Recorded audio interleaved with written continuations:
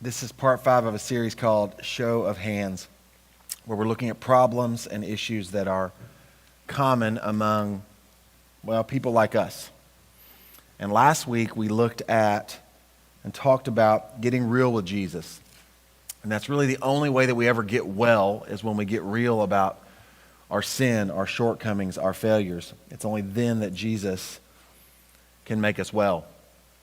Today I want to talk about another area of life that is either a positive or a negative in everyone's life. So it affects all of us. And this idea of relationships and specifically friendships. Now, over the years, I have had friends who were so beneficial to my life. They poured into me, they believed in me, they encouraged me. And really the best thing about them was that they consistently pointed me to Jesus. Have you guys ever, or maybe you currently have a friend like that? Just me? Okay.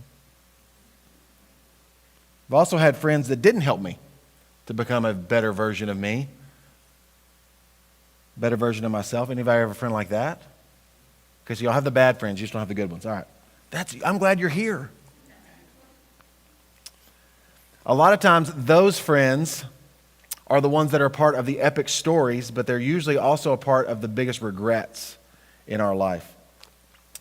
This week I ran across quotes from 2 different pastors. Craig Rochelle said, "Show me your friends, and I will show you your future."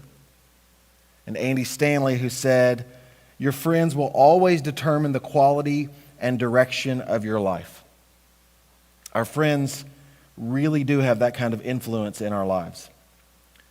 But just friendship it's a funny thing. Even the term friend has experienced a bit of an evolution over the last few years, particularly because of social media. The traditional meaning is it's someone with whom you share a mutual bond of affection and trust. But now it also means someone you've never met who sends you a request on Facebook. They're now a friend. The average Facebook user has 338 friends. And some of you right now are going, I have way more than that. I'm above average. I have so many friends. But how about this? The average American says that they really only have 2 close friends. But the really kind of discouraging part is that 25% say they don't have a friend. They don't have one close friend, somebody that by the real definition, that they share this mutual bond of affection and trust. 45% of Americans haven't made a new friend in the last 5 years. That's a trend thing that's happening. It's not something that's just new out of nowhere. It is a trend that we are on. And part of it is because we now have the power to do friendship on our own terms. Many of our friendships, using that definition loosely, are one-sided. They're shallow. They're based on convenience. Proverbs 18:24 says, "One with many friends may be harmed, but there is a friend who stays closer than a brother." Right away, the first thing I notice from that verse is this. It's not the number of our friends that matters, but the quality of our friends.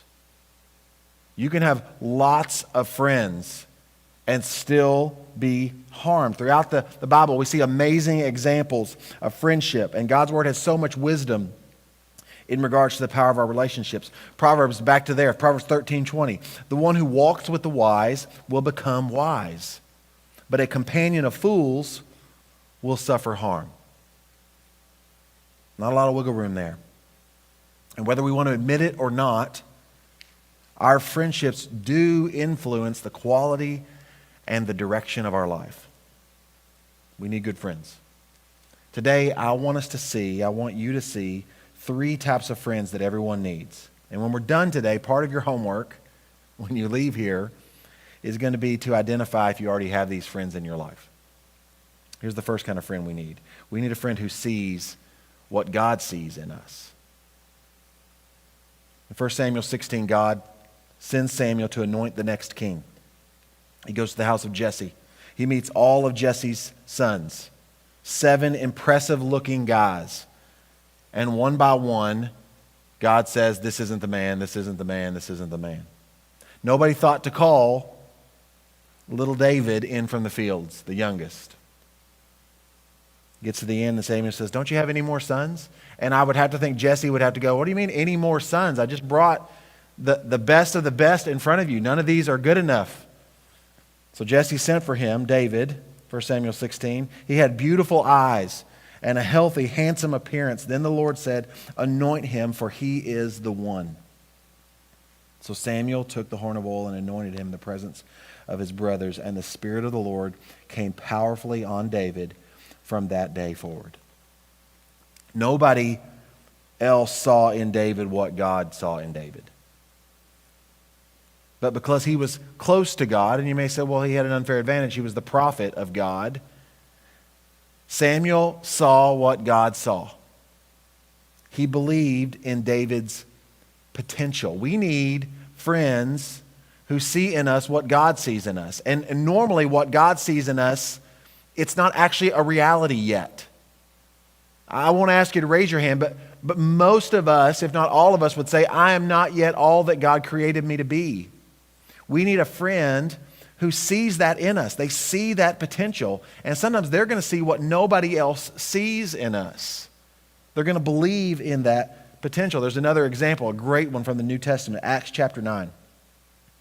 Saul, who would later become Paul, who wrote most of the New Testament, so many of the books. It's talking about him. It says, when he, Saul, arrived in Jerusalem, he tried to join the disciples, but they were all afraid of him. And why? Because they did not believe he was a disciple. And then I love the next two words. Barnabas, however, took him and brought him to the apostles and explained to them how Saul had seen the Lord on the road and that the Lord had talked to him and how in Damascus he had spoken boldly in the name of Jesus. Saul was coming and going with them in Jerusalem, speaking boldly in the name of the Lord. He conversed and debated with the Hellenistic Jews, but they tried to kill him. When the brothers found out, they took him down to Caesarea and sent him off to Tarshish. Barnabas is such a great example of this. He saw in Saul, who would become known as Paul, what no one else did. They were afraid of him because they didn't believe he was a disciple. Now, in all fairness, his job before this had been to find people like them and to have them jailed or executed. So there was a little trust disconnect here. But Barnabas, however, vouched for him, spoke up for him, saw in him what nobody else did. And these are the disciples, right? Like these are the guys who walked with Jesus. These are the guys that before Jesus, nobody saw anything good or profitable in. Nobody would have identified them as the leaders of this new movement that Jesus Christ started. But when they saw Saul, they couldn't see anything other than his past. They saw nothing but the limitations. But Barnabas believed in what God wanted to do through him and put himself on the line. Barnabas literally means son of encouragement, and that's exactly what he was for Paul. He vouched for him. He believed in him when nobody else was lining up to do this.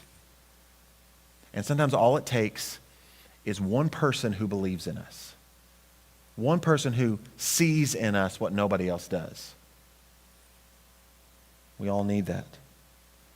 Ultimately, we all need someone who sees what God sees in us. And what I love about this really short passage from Acts chapter 9 is that in verse 26, no one believes he's a disciple. But by verse 30, it says the brothers. They had taken him in. They had.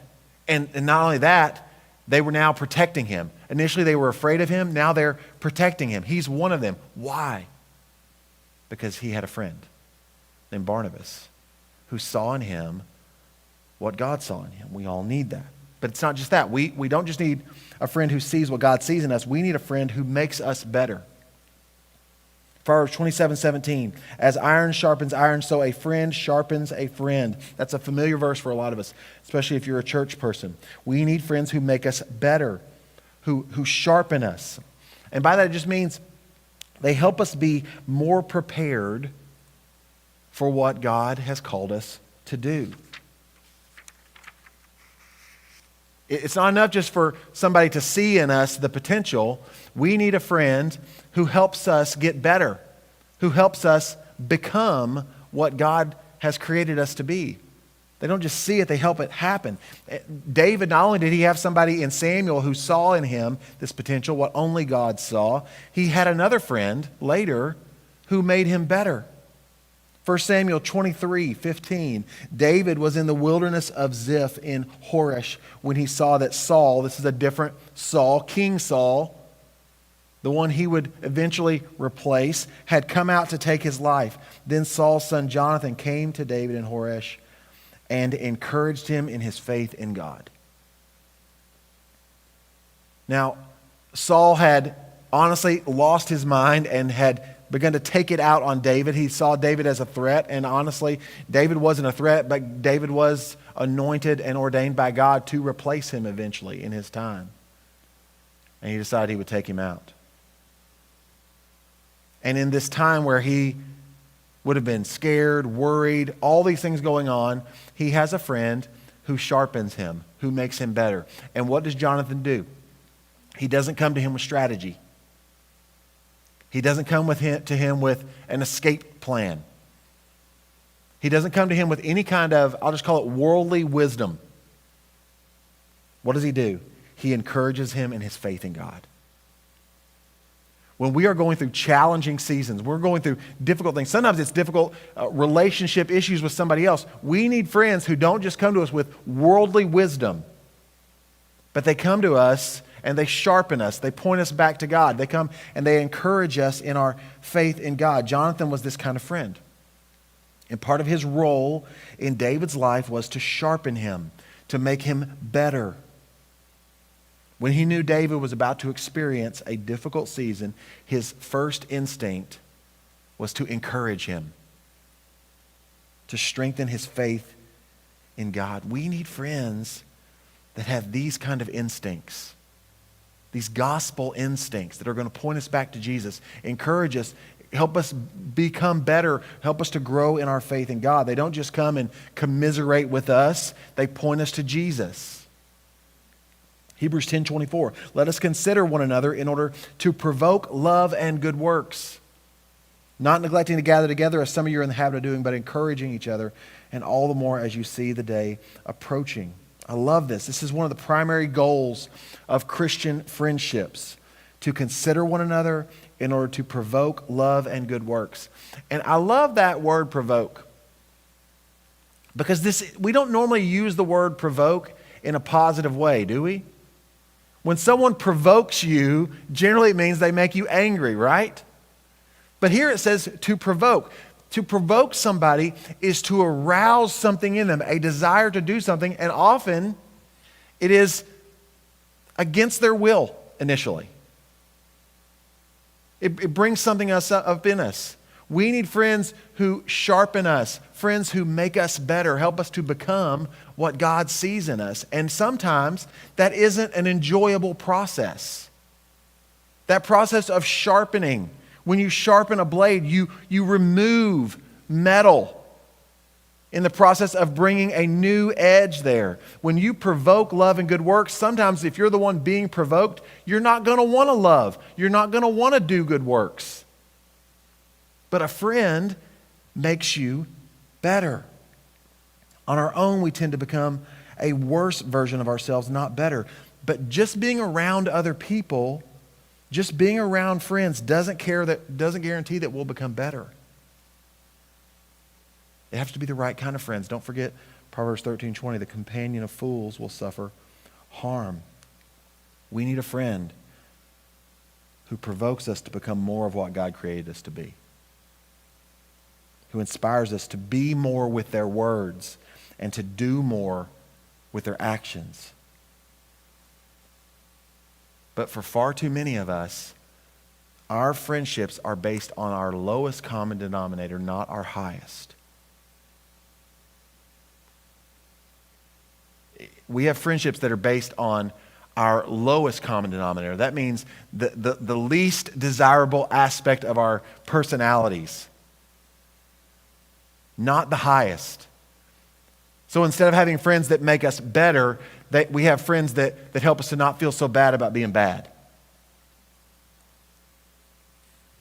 Say, but Carrie, I thought that we needed friends. Like, we need a place where we can go where it's okay to not be okay. Yes, you do. But you need a place where it's okay to not be okay, but it's not okay to stay that way. Like, you've got to have a place, you've got to have a friend, you've got to have a group of friends where it's okay for you to be real. It's okay to not be okay, to have it all together, but it's not okay to stay that way. We need a friend who makes us better. And it really ties in with this third one. We need a friend who tells us the truth. In 2 Samuel, David has committed adultery with Bathsheba. And to try to cover it up, he has her husband killed. And the prophet Nathan comes to confront him. And he tells him this story. It's a made-up story about a wealthy man who had a neighbor who wasn't as wealthy, but he did have this one prized possession, and it was this one lamb, this one sheep. And he describes really the relationship between this neighbor and his sheep. He says it wasn't really like livestock. It was more like a pet, like it slept in the house with them. Okay?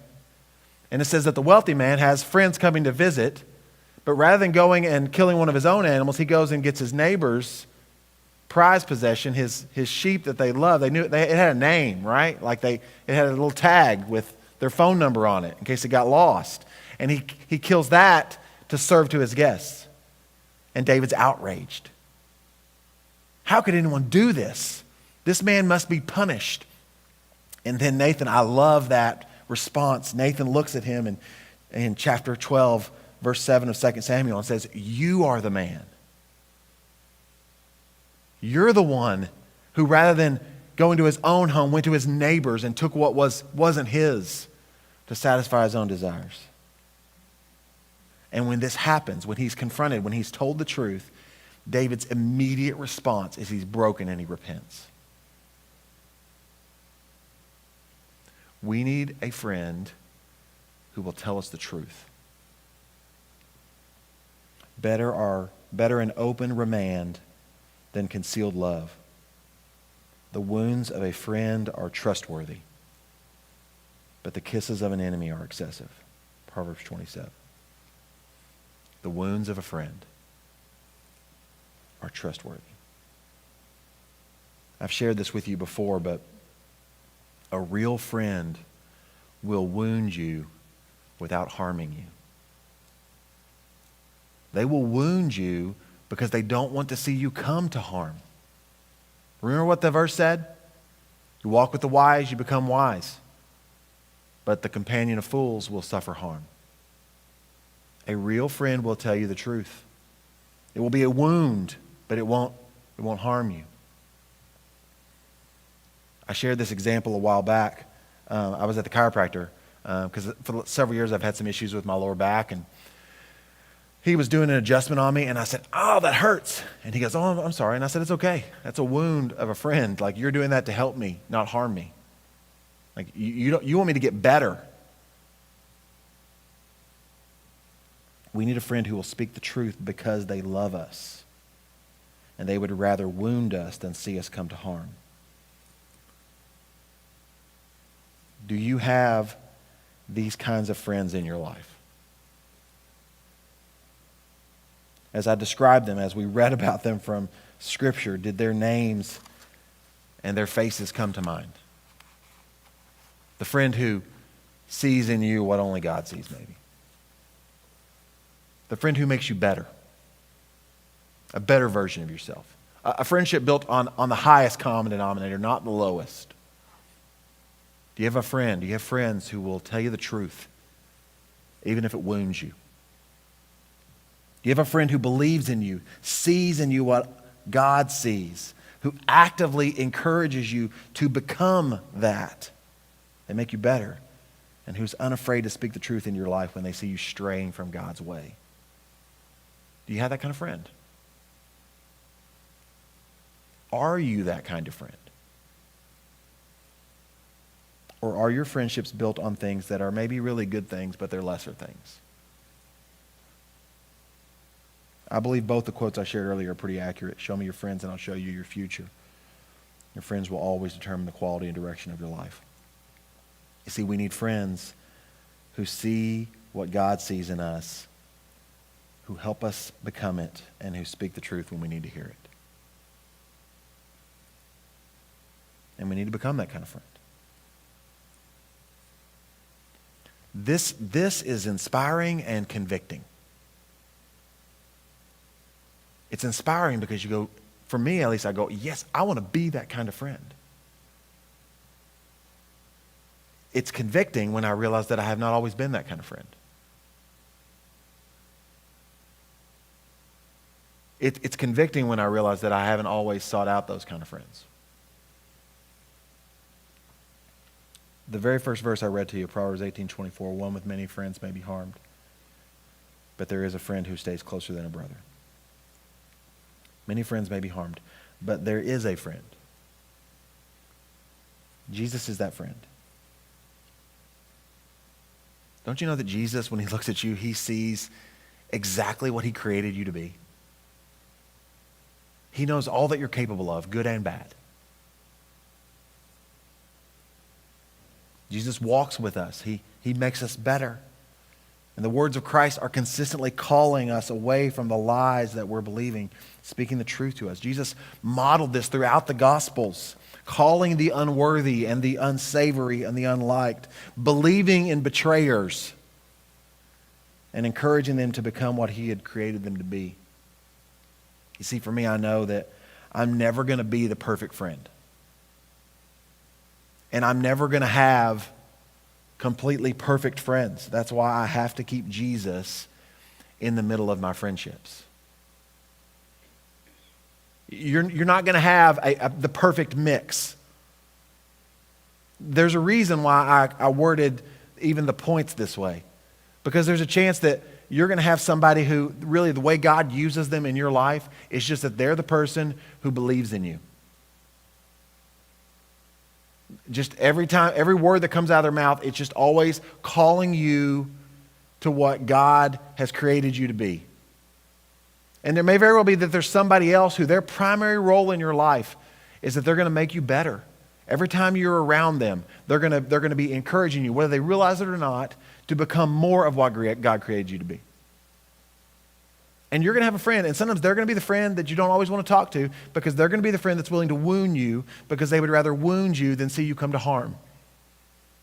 And they speak the truth in love because they love you.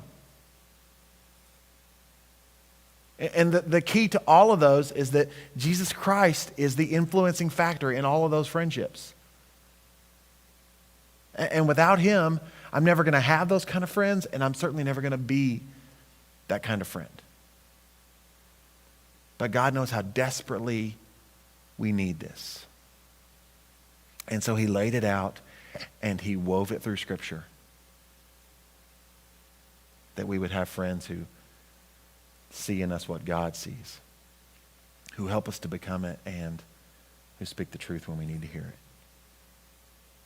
Let's pray together. Father, thank you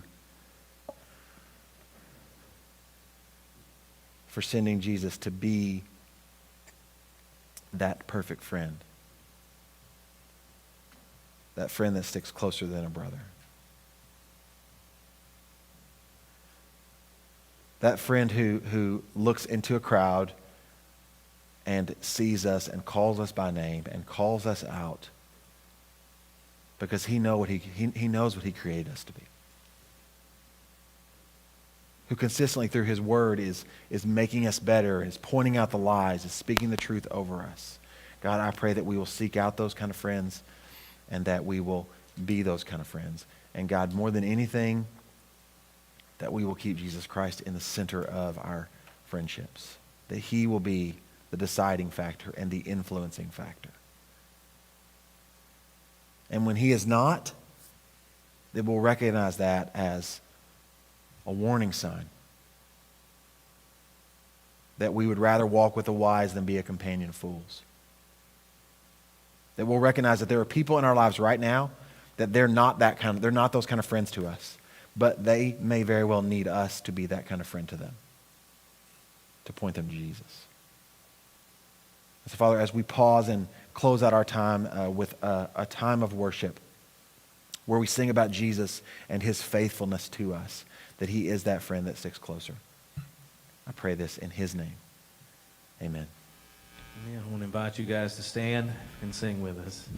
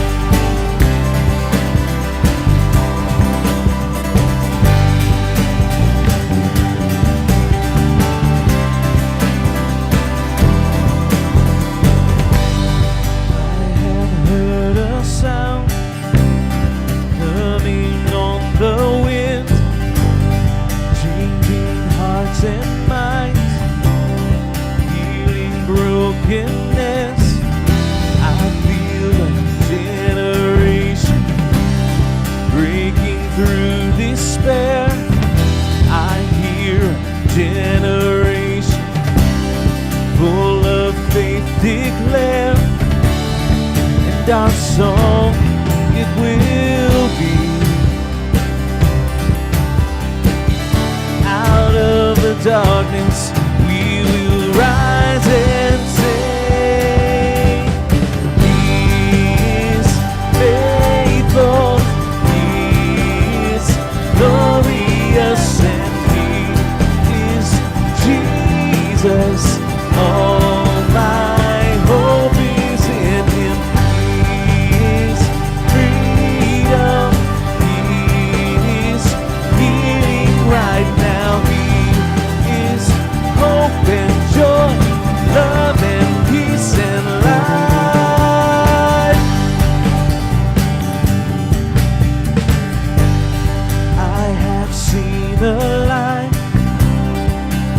The break of dawn, giving blind men sight, letting lame men walk. I see a generation with resurrection light. We are a generation filled with the power of Christ, and our song, it will be out of the darkness. We will rise and sing. He is faithful, He is glorious, and He is Jesus.